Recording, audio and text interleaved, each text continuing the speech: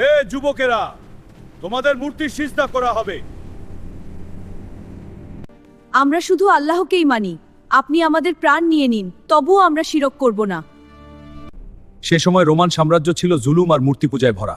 আল্লাহকে ভুলে মানুষ মূর্তির সামনে মাথা নত করত। ঈমান বাঁচাতে তারা নিল কঠিন সিদ্ধান্ত। চুপচাপ শহর ছেড়ে পাহাড়ের পথে রওনা হলো।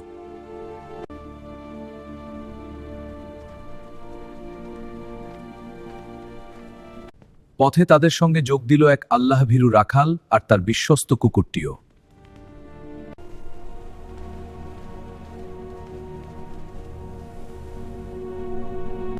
তারা বলল, হে আমাদের রব,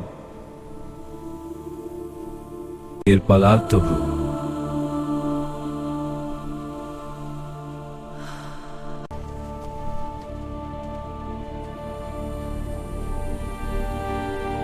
320 বছর পর আল্লাহর হুকুমে তারা জেগে উঠল। আমরা কি একদিন ঘুমিয়েছিলাম?